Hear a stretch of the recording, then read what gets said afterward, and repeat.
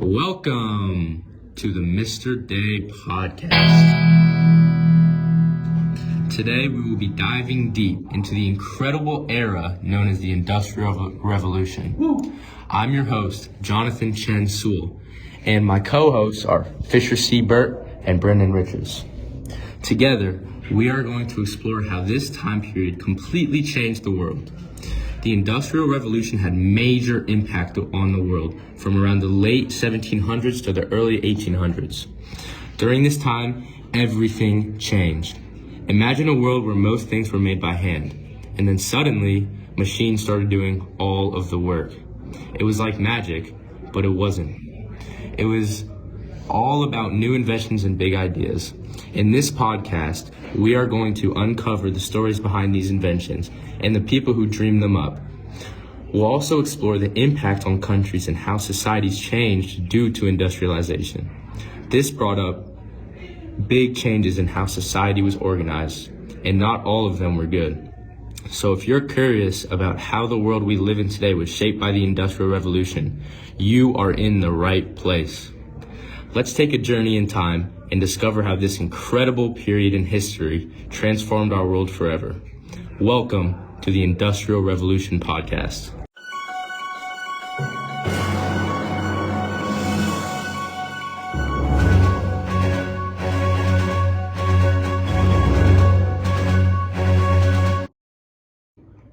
This is your co-host, Fisher Burt, and I'm here to ask your other co-host, Brendan A. Richards, a couple of questions. Now, Brendan, I've got a question about the Industrial Revolution. All right. About the Second Industrial Revolution, matter of fact.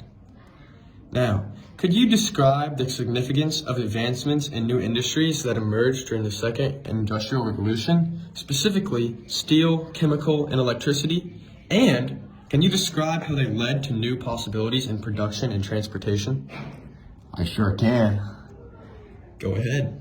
The advancements in the Second Industrial Revolution, like steel, electricity, and chemicals, lead to new possibilities in production, transportation, and social changes. The increase in production can be attributed to new production methods being created with electricity, like the assembly line or the tractor, which allowed for the mass production of goods. Transportation took a major step up with steel, electricity, and chemicals allowing for the mass production of fuel. This made it easier and cheaper to get around by train or automobile. The production of steel allowed for boats, trains, and automobiles to be safer and more complex. The steel and electricity being produced as an output of the Second Industrial Revolution also led to new inventions. One example of this is the railroad.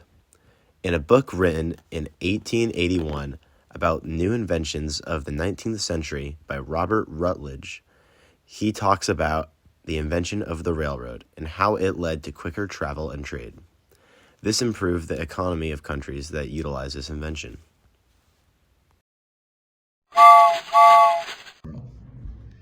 Chemicals caused an increase in production with inventions like fertilizer or dye. These greatly increased yields and allowed people to get the colors they desired without needing to find natural resources for them. Interesting. Thank you, Brendan. How about that, Fisher C. Burt? Did that answer your question? Oh yeah, thanks. Now, I have a question for you. Let's hear it. Explain how advancements in transportation and communication, specifically railroads, steamships, and telegraphs, affected both internal and external migrations during the 19th century. Well, let's dive into this one. New advancements in transportations, such as railroads and steamboats, caused the price of transportation to decrease. This, in turn, led to an increase in migrations during the 19th century. Steamboats allowed for quicker travel across oceans, which led to more international travel. It opened up new trade markets between countries, which also led to more immigration. Railroads allowed for faster and more efficient travel across great land distances. Transcontinental railroads allowed for travel across countries, which led to more territories opened for investment opportunities. The telegraph was a new advancement in communication, which also led to more migration. It allowed for communication across distances to be immediate.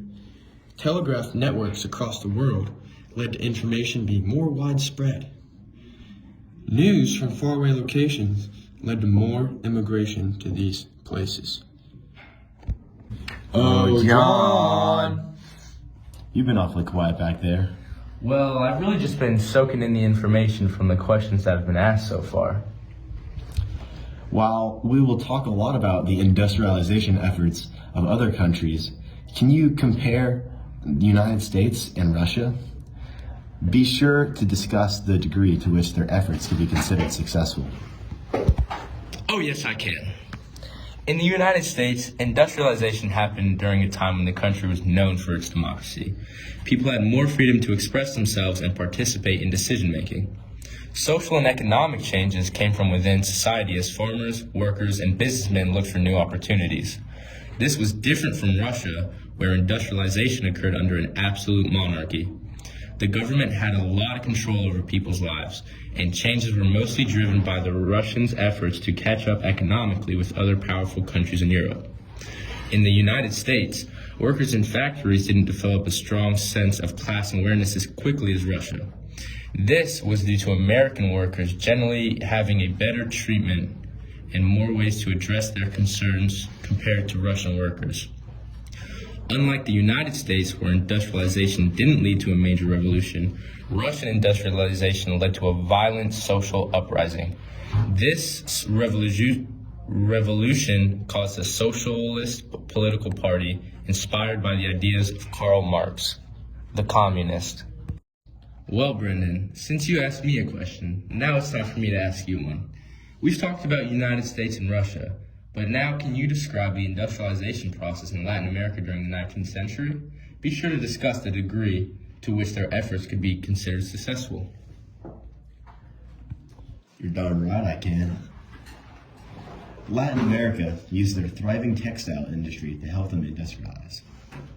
According to Britannica, elites in Latin America directed their countries towards export economics. This led to economic growth and promoted foreign exchange, which in turn made their society more industrialized.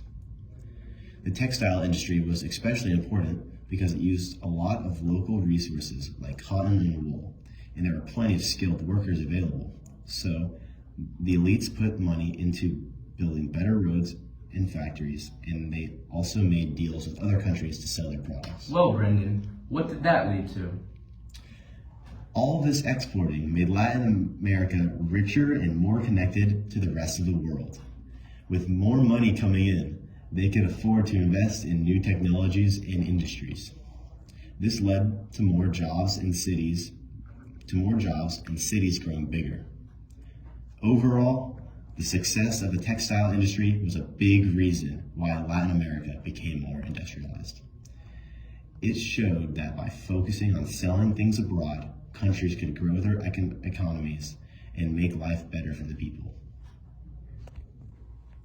Fisher C. Burke, can you describe how socialism emerged as a reaction to capitalism? Please describe both ideologies in your answer. What were the complaints and what were solutions?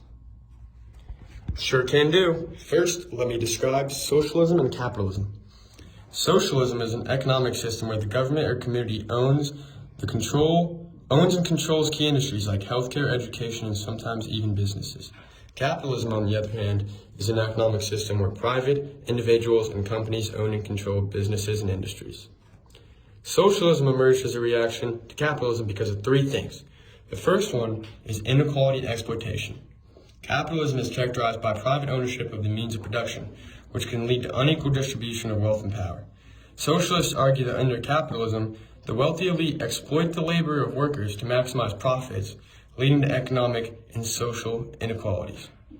The second one is justice led to socialists advocate for a more equitable distribution of wealth and resources, as well as greater social justice. They believe in collective ownership of the means of production and the establishment of a socialist economic system where resources are distributed based on need rather than profit. The last one is crises and inequalities. Socialists pointing to the repeating nature of capitalist economies marked by economic crisis, unemployment, and poverty. They argue that capitalism inherently produces instability and intensifies inequalities, as wealth becomes concentrated in the hands of a few, while many struggle to make ends meet. Basically, that capitalism causes instability. John, describe the labor movements of the 19th century. What were they reacting to? What were their demands? What tactics did they employ to attempt to achieve success? Well, Fisher, the labor movements of the 19th century were often in response to terrible working conditions, long hours, and high unemployment rates. Mechanization screwed over many skilled workers because they had been replaced. Now, the skilled workers would either be unemployed by the machines or put into unskilled positions. This angered workers not being able to see their hard work be finished by themselves, motivating them to start unions against their employers. The first recognized labor organization was the Knights of Labor, who were garment cutters, wanting an 8-hour workday. This organization eventually grew to have over 750,000 people, about half the population of Nebraska. Another important union was the Unit Mine Workers of America. We can see John L. Lewis, president of the Unite Mine Workers of America, in the photo shown, speaking with the House of Representatives about the current coal situations, attempting to better the working conditions and lower workers' hours. For independence. Though they began it, these unions were not too successful because of their small numbers. Well, Brendan, we've talked about a lot of these Western countries. Now, can you discuss the ways that Asian states, specifically the Ottomans and the King, reacted to European industrialization? Well, John, I think you mean the Qing. That's right. And I sure can. As industrialization and factories grew in certain parts of Europe, the Ottoman Empire and Qing China's government tried to update their economies and armies to keep up. But not everyone was on board with these changes. Some people in power didn't want things to change, so they pushed back against these reforms. Scholars in the Ottoman Empire and Qing in China debated whether to stop European takeovers or to implement European reforms. Traditionalists usually resisted reforms because they saw them as a challenge to their power.